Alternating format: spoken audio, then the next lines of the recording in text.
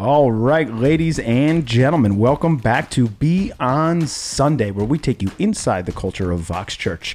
Today, we have a special guest. We have Dan Kromidas here. He is our new campus pastor of Stamford. Welcome, Dan. How are you? Thank you, Kurt. This is great to be here with you, man. Thrilled to be a part of the podcast. Yeah, this is going to be fun because, obviously you've been here for a couple weeks now. You've had a chance to integrate into the Vox culture, and I'd love to dive into your story about where you came from, how you ended up here at Vox, and everything in between. So, like I said, welcome to our podcast. And as it is, how long actually have you been back in Connecticut? Yeah, we've been here about 2 months now. So we drove up June 20th. Okay. And so not even a full 2 months. Yeah. And with your wife? Right, with my wife. Yep. And we have a little girl, our first baby coming in October. Oh, man, so, October. It's going to be a busy transition for you. It is. And she's healthy, baby's healthy. Yeah. She's about 30 weeks into her pregnancy. So we are in the process of trying to get into Stamford, finding a place to live. Yeah. We've been bouncing around, living with some different host families. They've been so gracious. They've been incredible. Yeah, that's funny. So we're living out of bags. Our stuff is in storage, and we're making this thing work. Oh, man, that's awesome. It's just kind of cool to see God's call on people and where they end up and the journey along the way. So right now you're staying with Jim D'Angelo and Bert? Jim and Bert D'Angelo, yes. Awesome. How's that going? Oh, they've been incredible. They are the most hospitable, sweet people. Yeah. Originally, we were intending on being there 3 to 4 weeks, and we were optimistic of like, hey, we're going to find a place. Yeah. This would be a quick fix. And here we are 2 months later, and we're still there. And hey, welcome to 2020. Yes, exactly. Right. It's a little, do they have power? That's the question. They have power. All right, good. And so there's AC, there's running water. Yeah. So we're all doing well. Well, good. I'm glad to hear that. Yeah. So let's talk a little bit about you. I want to dive into your life and kind of your journey. So I know you grew up in Connecticut, right? That's correct. Awesome. Yes. And so you grew up where? In Bristol. In Bristol. Okay. Yeah. And how long were you in Bristol for? I was born and raised in Bristol. So I was there until I was 18 years old. Yep. Until I eventually moved down to Virginia for school. Oh, for school. Where did you go to school? So I went to Liberty University. Oh, okay. I have a friend who went to Liberty. Oh, so cool. Yeah. It's a big school. Yeah. So I was there. I've actually been down in Virginia since moving down there as an 18-year-old boy. Wow. For the past 8 years before moving back up here to join Vox. Mm-hmm. And after school, where did you end up? What made you stay down in Virginia? Sure. Yeah. So I went down there originally to train and receive biblical just education and theological training to be a pastor. And so knocked out a 4-year degree. And then I eventually met my wife at the end of my senior year, Christy, and we started dating. Yeah. And she's originally from the D.C. area, from the Virginia area. Yeah. And it just made sense. It was the right fit to continue, if we're going to continue dating, before I jumped back up to Connecticut to hang out in the area. And so I jumped into my master's degree. Wow, okay. And she began her master's degree with Liberty as well. And as I started seminary, we eventually got married about a year in. And that kept us there. God opened up a door, and I jumped into full-time college ministry down there on Liberty's campus, working with the students. And so that's what I was doing the past 4 years. Cool. Working through the school, but finding ways to just mentor and mobilize and invest into the student body.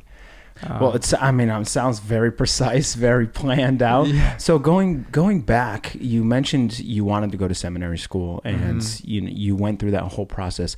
When in your life did you decide this is what you wanted to do? You wanted to be a preacher. Yeah. At what point did that little click happen? Sure. Yeah. For me, it happened.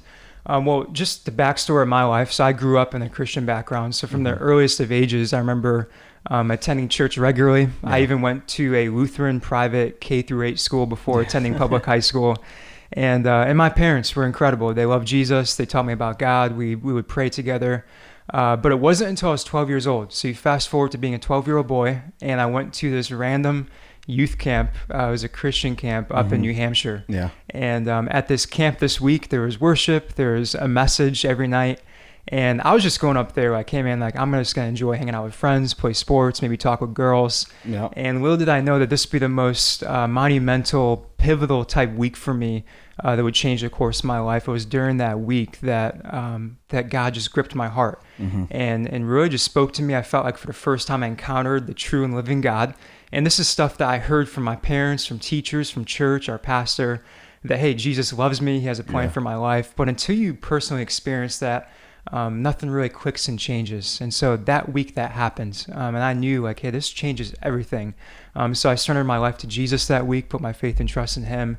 I was actually through the preaching of our lead pastor, Justin Kendrick. He happened to be him and his band, Holy Fire, was like the headliner of bands. That's old school. Yeah, Holy so like Fire, yeah. full circle. Yeah. You know, him and Chrissy are there with the band. I'm sure. So when you were 12 years old, they were the bands at that. They were the bands, man, right? And never heard of them before. Yeah. And there I was, like just powerful worship, like caring about Jesus.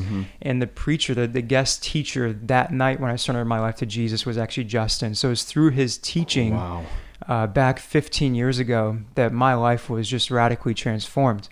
And also too, another fun connection. Again, it's kind of a wild story. It's seeing God work and move through this, and even the connection to Vox. My counselor that week, I was with 10 other guys in a cabin, and my counselor was our Greater Bridgeport campus pastor, Josh Conrad. Wow. And Josh and I go way back. We're both from Bristol in that area originally. Yeah. And so he was the one walking with me through, like processing after these services, like, hey man, like, yeah, God, you're encountering him. He's real. He's touching your life. This is huge. This is going to change things. And it was also during this week, getting back to your question, that God just impressed on my heart and affirmed in me. And I didn't know what this meant. I was just like, all right, God, like, kind of just drop this in my soul. Yep. I want to call you into pastoral ministry. And here I am as a 12-year-old boy. First of all, my week has just been like this crazy week. And then all of a sudden it's like pastoral ministry. Yeah. I had no idea what that was going to look like. But I knew from that week forward that this was something that God was wanting me to step into. And so, of course, that took years following that of figuring out what that looks like. But man, that was the week as a 12-year-old boy where God just distinctly said to me in my own heart and in my own spirit, like, hey, I'm giving you a sense like it's pastoral ministry. Yeah. Wow.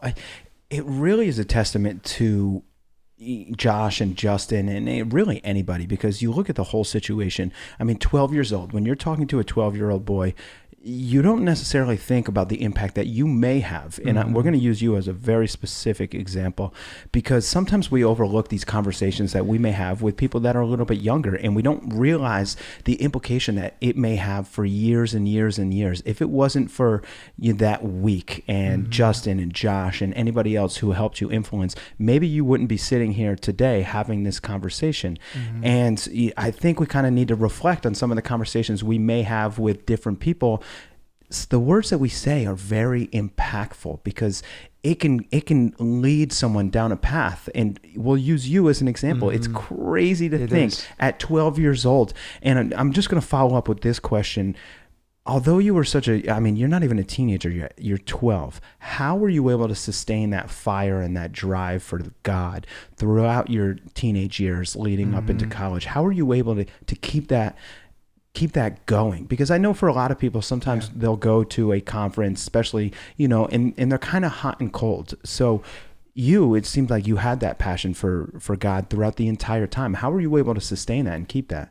Right. And I mean, just to provide clarity, I think that's a great insight, is it was a pivotal week, right? Yeah. And so you come out of that week, and I remember even coming back home and saying like, hey, you need to sit on the couch, telling my parents, having my mom and dad sit down and saying, hey, you wouldn't believe what just happened. And they're kind of looking at each other, glancing like, no, we get it. Yeah. We know this is real. Yeah. And, but I'll tell you what, is that from that week experience, that encounter, stepping into my teenage years, it was a process. And even heading into college too, I would say it was a journey of trying to figure out, what does it mean to follow Jesus? Aside from the emotion, aside from the powerful moments that maybe took place at that camp in New Hampshire, it took an army around me. And honestly, it wasn't always pretty. I didn't have everything figured out.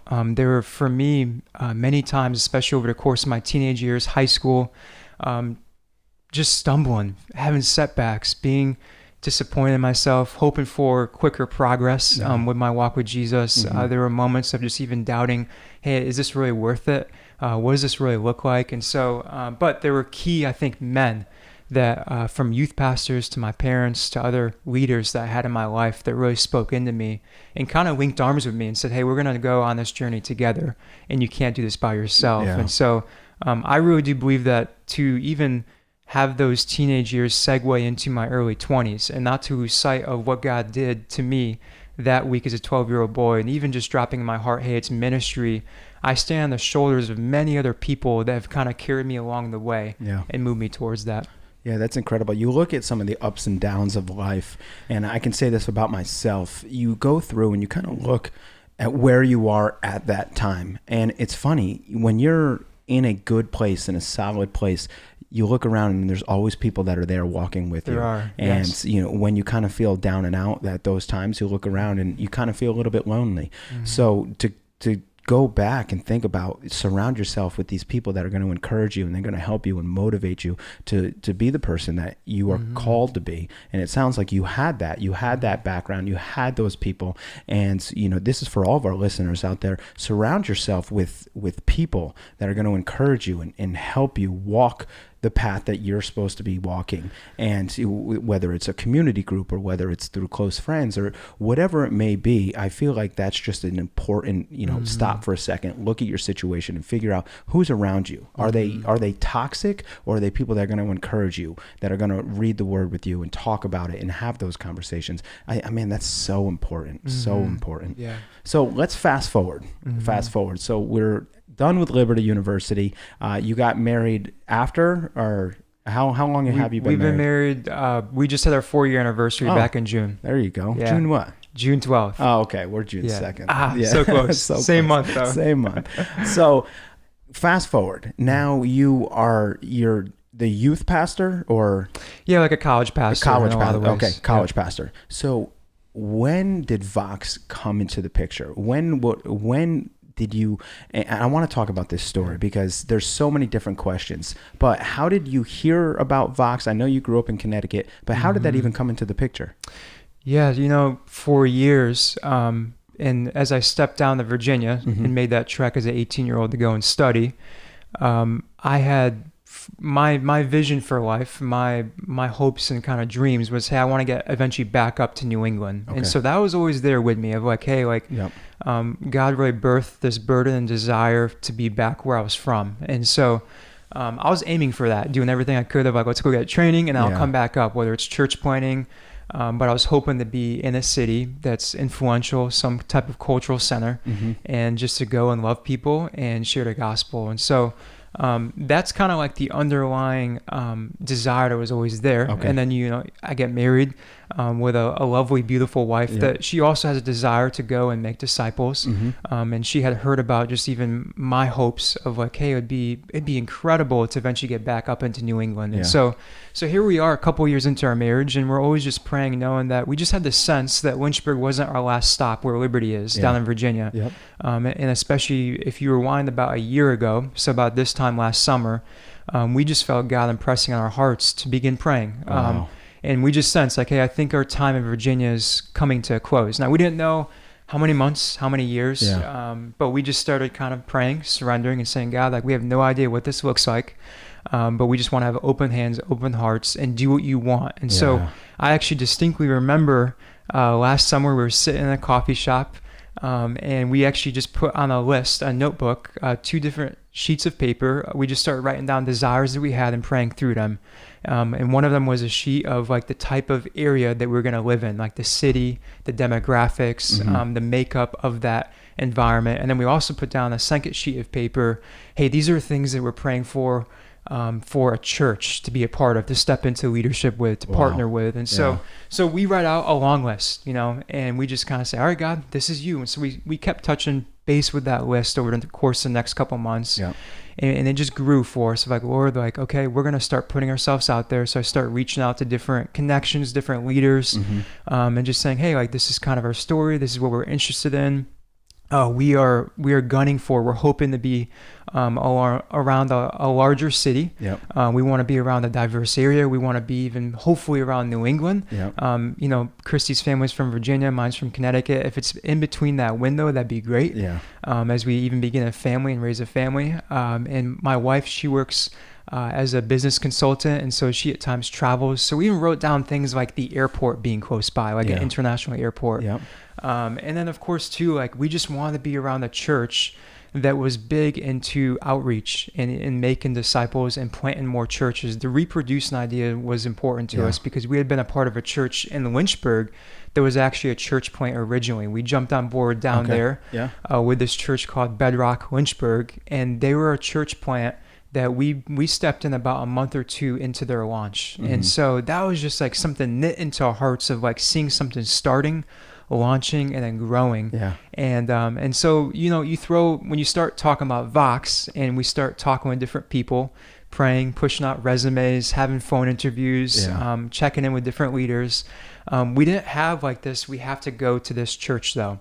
And so Vox, you know, even though I knew of Vox in the background, growing up in Bristol, I would still come and visit family, and I would hear about from different friends over the years, because ironically, since I went down to Virginia in about 2011, Vox also began about that time. So, and it was City Church, of course, back then.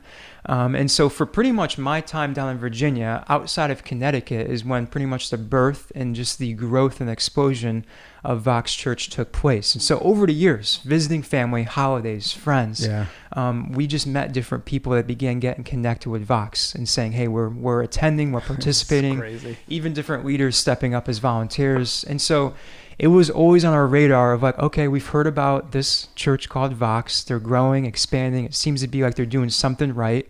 They love Jesus, and lots of lives are being transformed. And so when you look at that, that was kind of our backdrop. And then you get to bringing this full circle as we're praying, as we're saying, God, where is it? When is it? How is it going to look? And we had no idea. About 6 months ago in January, actually about 7 months ago now, I got a call from Josh Conrad, who was kind of our connecting point. Did you stay in touch with Josh? We stayed in touch. Okay. All right. And so it wasn't just out of the blue. It wasn't just out of the blue. Yeah. Okay. Right. Yeah. And Josh, knowing just even what we're passionate about, knowing what we were praying about and what we're looking for, said, hey, like, there's an opening and it's in Stamford and they need a pastor. And you're the first guy I thought of to even just reach out, touch base, and there's no pressure or expectations, but hey, you know, why don't you consider throwing your name in the hat? And so that's what kind of led us to even this place of considering Vox in the midst of this season where God just kind of leveled everything out and said, hey, I want you to be moldable and pliable. And then that got plopped kind of on our radar. And then we began wrestling with it, working through it, asking questions, getting to know more about Vox, meeting the leaders, of course, working through the interview process.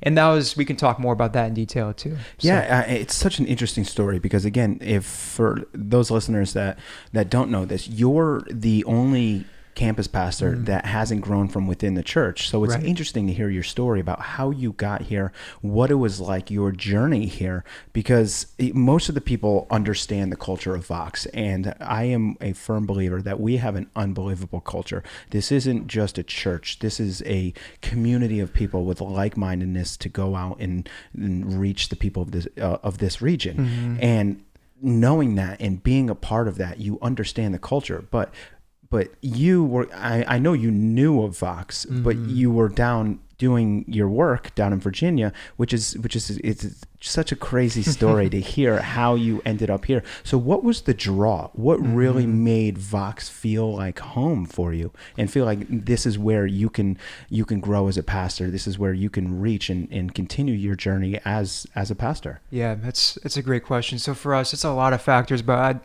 two or three that I'd hit is that it began with just a kindredness that we sensed. And so, or chemistry, another good word for it too. But this kindredness that we felt as from day one, from conversations post Josh Conrad of that initial phone call. So meeting other leaders that we haven't spoken to before. We've never met them. We maybe hear about them. We've seen videos of them.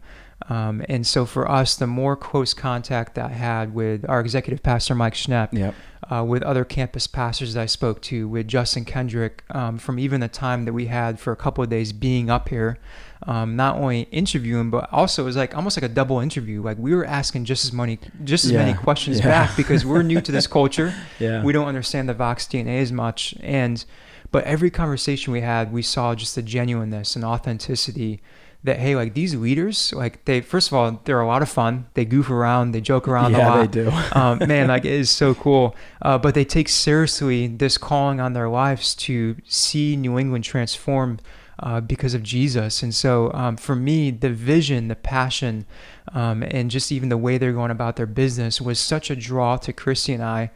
There's something about, I received, a mentor of mine told me years ago, that when you sense or see the Spirit of God moving, jump in. Yeah. And because there's just different pockets and ways that God works. And so for us, we felt we were kind of stepping into like this rush and this whirlwind of, wow, like God's working, he's moving.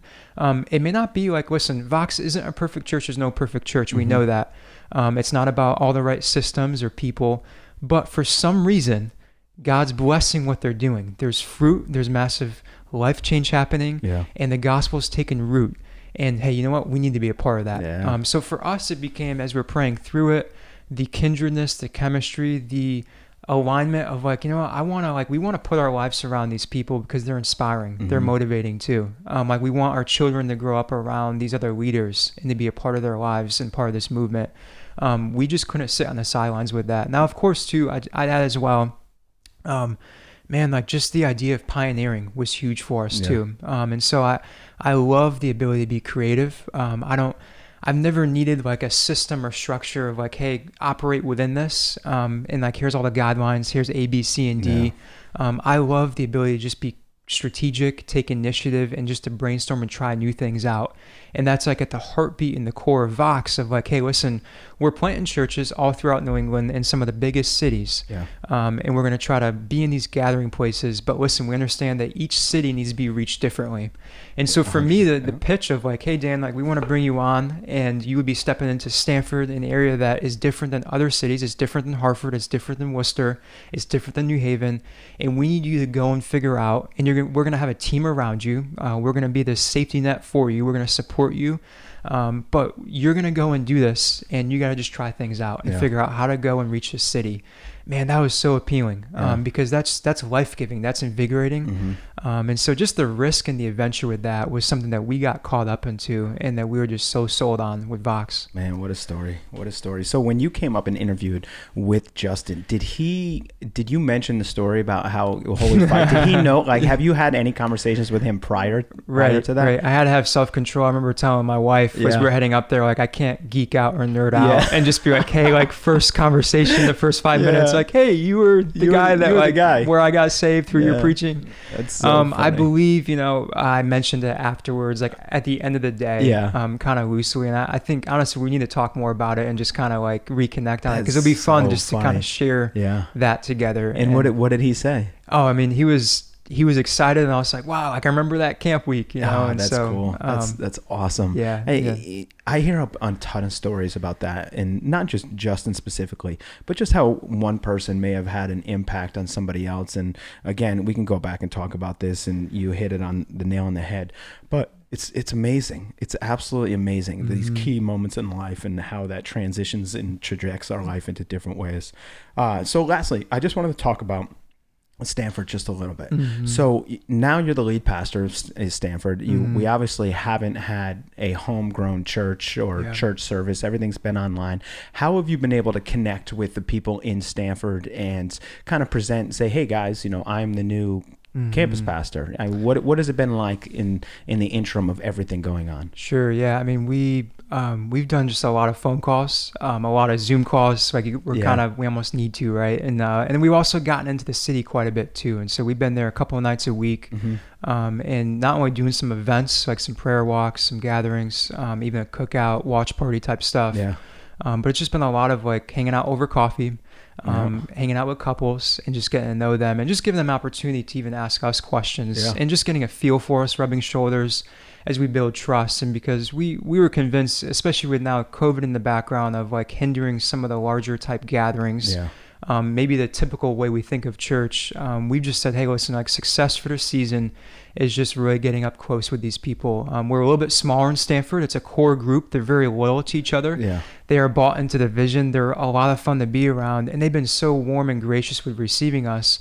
But the blessing of that has been, hey, listen, because we're a smaller church down in Stamford, Chrissy and I can actually like get to know most people really well before we kind of officially like do the full out launch and be meeting again on Sundays. Like they're going to be like, you know what, I've gotten some adequate time with Christy and Dan. And so, and hopefully through those moments, we've been hoping to share more of our story and just inviting them into us and even what brought us up to Connecticut. Yeah. And just even, say, okay, this is why they're here. Mm-hmm. And so we've really enjoyed it. Yes, there's been challenges, but it's just been, what's great though too, again, with COVID in the background, people have also had more time to hang out. And so like their work day, a lot of them are working remotely, so they can hang out midday and actually grab a cup of coffee or hang out in person, or take a phone call when normally it'd be like, hey, I have to wait till I'm out of work later on in the afternoon. So that's what we're doing right now. We're just trying to honestly maintain contact and stay in touch. Awesome. Because it is such a like disconnect. It can be a disconnected time. And it's even an easy time too to say, like, because there's not much momentum, we don't really need to rely on each other and depend on one another. And so we're trying to even just create a space where we can kind of come to each other and go a little bit deeper too, and say, listen, this is what it means to be the church. We still need each other in this season. Absolutely. And I think there's been a lot of receptivity to that too. That's awesome. So lastly, I just wanted to ask you this one final question. Your goals and visions for Stamford. I know Vox has a vision, but you're specifically, reaching these towns and the surrounding towns. So as you come in as the campus pastor for Stamford, what are some of your goals and visions that you have for that campus specifically? Yeah, I think big picture wise, like we are positioned, we're the furthest south of a campus in Connecticut, right? Like we're on the doorstep of New York City in a lot of ways. Yeah. And so we can look at it two ways of like, this is a challenge, but also an opportunity. It's also a very transient area. And so a lot of people within the Stamford area, Norwalk, surrounding areas, Greenwich, New Canaan, people might live at times, especially the younger professional crowd. There's a large young professional crowd, a lot of young families. It might be a 2 to 5 year window. And so we need to be really strategic of like taking advantage of being okay with, hey, people are going to kind of be in and out at times. They're going to move, they're going to part ways, and then new people are going to come in. And so kind of our hope and our vision though is that, man, we can almost be like a sending church of like, as people come and go, no matter how many years they're a part of our church, man, we can equip them with the gospel. Yeah. We can be a part of their story, enriching their faith. And then they can go and launch out and kind of carry the vision, the heartbeat of Vox, which is to just see people encounter Jesus and take that wherever they go. And so even I picture like New York City being right there. We have lots of commuters even at our campus, right? That in a normal world where there's like normal business taking place, they're commuting that 45-minute rail into New York City. And so we actually get to like be in the largest city in America, and there's actually going to be people that have come into contact with Vox Stamford that have been mobilized with the gospel, that then get to go and bring Jesus into the workspace in the most influential area in the States. Yeah, I mean, almost the world. In the world too, right? Yeah. And so, man, that gets us fired up. And then the other aspect to that too is that, like, listen, there's so many unique, distinct neighborhoods in Stamford. The more we've driven around there, there's almost like you can feel 15 to 18 different like pockets of like, I drive 2 minutes this way, 2 minutes east. And you got just different neighborhoods. And so our goal is going to be finding ways to kind of infiltrate and step into these different neighborhoods because they really vary demographically. We even have a lot of immigrants in the area. We have, it's not just an all-white population. I think that might be a lot of people's assumption is that, hey, this is just a corporate America type place. This is in the metropolitan context. It's right down the road from New York City. And there's actually a lot of diverse ethnic backgrounds. And there's a population too within Stamford of a lot of people that there's a lot of single parents raising children too. And there's actually even this major wealth disparity that you see in the neighborhoods. And so for us, the vision is just finding ways to connect these neighborhoods and getting into different pockets and areas where churches haven't really gained ground before. And then for us, just being visible, being available, and finding ways to love them as Christ loves them. And so we're thrilled to be a part of that in Stamford. Well, Dan, it's been a pleasure sitting here having this conversation with you. I'm excited for Stamford. I'm excited for you guys and your new baby that's coming. Over the course of the time, I'm sure, your vision and Vox's vision are going to align and blow that campus wide open. So I appreciate you coming here. And again, it was an absolute pleasure. Yeah, thank you so much, Craig. I love this, man. Yeah. Appreciate it. All right, buddy. Have a good one. You too.